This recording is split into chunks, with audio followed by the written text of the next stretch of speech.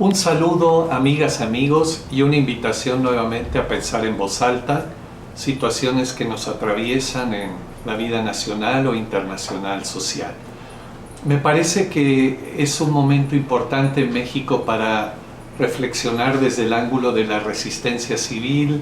de la práctica de la cultura de paz y la no violencia, un par de situaciones que han estado en el tapete de la discusión pública y tienen mucho fondo. La situación de las vallas que colocó el gobierno de la Ciudad de México en las protestas feministas del 8 de marzo y la posible nominación de Salgado Macedonio por Morena para la contienda de la gubernatura de Guerrero. Me parece que el primer tema de las vallas es un tema de mucho fondo que exige reflexión desde el ángulo de la lucha social, de la resistencia civil, de la resistencia. La autoridad también resiste, no solo resistimos los grupos civiles, ciudadanos, las organizaciones sociales, los movimientos sociales. También la autoridad y otras fuerzas hacen sus formas de resistencia. Y me parece que es muy importante entender el tema de las vallas desde el ángulo y la mirada de las categorías de la resistencia y de la lucha social, y no caer en ideologizaciones, en quitar de contexto las acciones, en estigmatizar o crear prejuicios y ataques hacia quien las usa o quien las enfrenta. Me parece que ha habido una enorme manipulación, o por ignorancia o por mala intención, o otra palabra más fuerte, de comentaristas, mujeres, hombres disfrazados, muchos incluso de progresistas o de que defienden las libertades, y sin embargo han caído en formas totalmente fuera de contexto, ideologizadas de análisis, que no ayudan en nada y que solamente polarizan y sirven para atacar a una u otra fuerza. La valla es una acción de resistencia para contener la espiral de la violencia. La valla es una acción que nace del miedo de la autoridad a que pueda aumentar las formas de ataque, incluso armado, hacia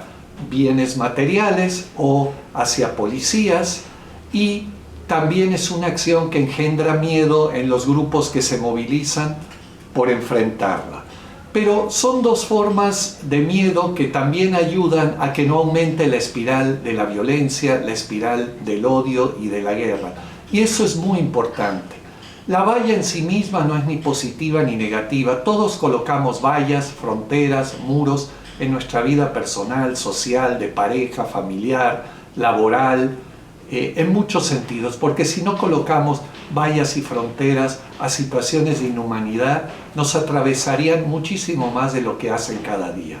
Entonces, en ese sentido, estamos viendo en formas en que el miedo a una cosa o a otra cosa opuesta generan una forma de contención para disminuir la espiral de la violencia. Y ese es un tema tremendamente importante, porque todos estos comentaristas que infantilizan tanto a la población mexicana, que toman un detalle y lo generalizan, que toman una acción y la sacan de contexto, que permanentemente le buscan 5 patas al gato para ver la parte negativa de todo, que es el comentario fácil y pueril, pues tienen un efecto social importante, y mucho más en este periodo electoral y de muchas formas de guerra sucia que vamos a ver. Entonces, en ese sentido, nos preocupa muchísimo de que la reflexión de las acciones, de las tácticas de lucha social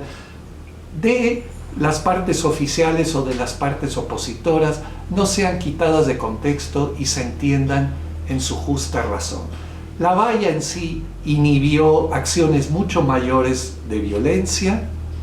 y en una forma de judo político brillante, ejemplar, de los grupos feministas, fue usada como un pizarrón para denunciar feminicidios, para denunciar un montón de situaciones de inhumanidad en algo que nos surge, que es el tema de la igualdad de género, de tener toda forma de violencia hacia la mujer y hacia otros grupos trans en nuestro país. Eso es lo más importante, y en ese sentido es donde pudimos observar estas formas de lucha social que no tienen de ninguna manera una agresión hacia las mujeres ni hacia la lucha feminista por la parte oficial. En ningún gobierno ha habido tantas mujeres valiosas en puestos claves, desde secretarías hasta muchos otros puestos como en este. Conozco a muchísimas de ellas del movimiento popular, del movimiento social, de muchas cosas,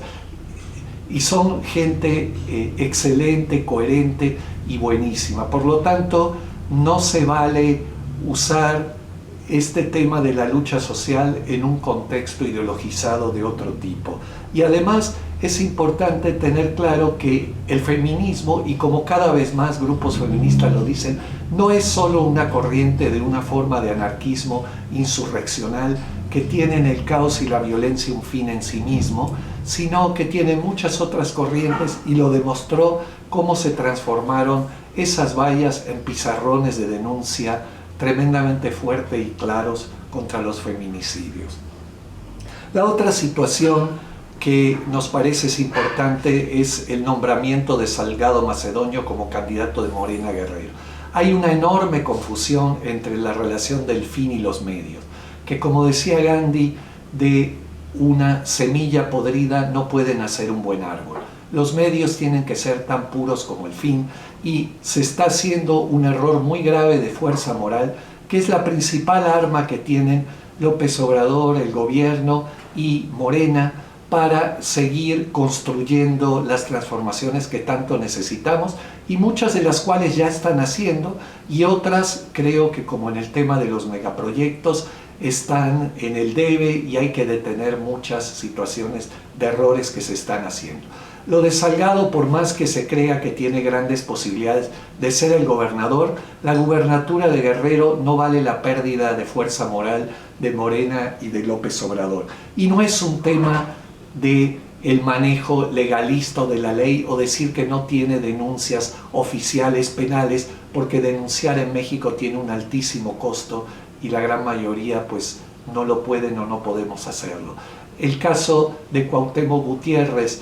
ex dirigente del PRI en la capital, es un caso claro de un manejo opuesto de la ley, porque hace años él fue exonerado por los mismos procedimientos legales o legalistas que se aducen ahora, que como Salgado Macedonio no los tiene, entonces puede ser candidato. Sabemos que la ley, y más en un país como México, está profundamente supeditada a la acción de los jueces y de distintas instancias que tienen intereses muy por encima del cumplimiento de la ley. Entonces, ojalá logre Morena, la presidencia y otros grupos rectificar y corregir, porque el fin nunca puede justificar los medios.